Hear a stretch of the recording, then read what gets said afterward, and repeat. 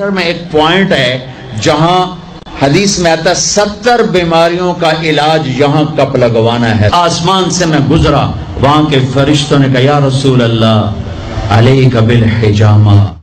اللہ اللہ اللہ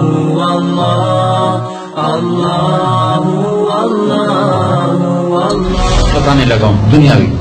اب نے کہا میں جس آسمان سے نیچے آیا، جس آسمان سے میں گزرا، نیچے نہیں، جس آسمان سے میں گزرا، وہاں کے فرشتوں نے کہا یا رسول اللہ علیک بالحجامہ علیک بالحجامہ، یا رسول اللہ حجامہ کروائیے حجامہ کروائیے۔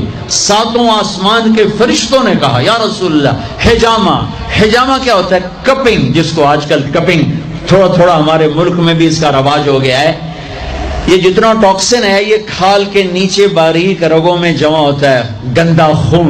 میرے نبی کیا کرتے تھے، ایسے کپ ہوتے تھے،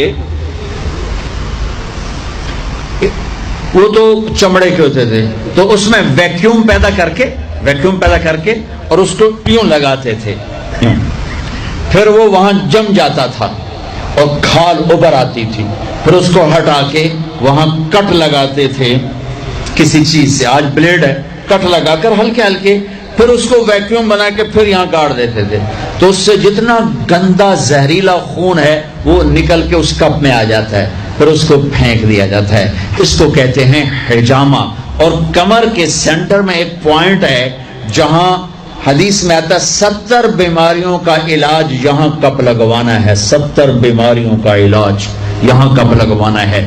یہ میرے نبی کے نے ہر آسمان میں فرشتوں سے سنا، ڈھونڈو تلاش کرو۔ اب لاہور میں بھی یہ سلسلہ ہے، یہ تم ڈاکٹروں سے جان چھوٹ جائے گی اگر آپ نے میرے نبی والا طریقہ شروع کر دیا۔ حجامہ، غذا، سموسے پکوڑے نہ کھاؤ، دہی بھلے نہ کھاؤ، اور یہ ڈرنک نہ پیو، اور یہ روسٹ بروسٹ نہ کھاؤ، غذا سادہ رکھو، حجامہ کرواؤ، تمہیں اللہ بیماریوں سے نجات دے دے گا، تمہیں ڈاکٹروں سے نجات دے دے گا۔ میرے نبی کا طرز طعام، طرز خوراک، طرز علاج۔ آپ نے آخری سفر میں بھی کپنگ کروائی۔ آپ جب حج پہ جا رہے تھے تو آپ نے یہاں کپ لگوائے، یہاں راستے میں یہاں اس جگہ۔ یہ آپ کا آخری حجامہ جو آپ نے سفر میں کروایا تھا۔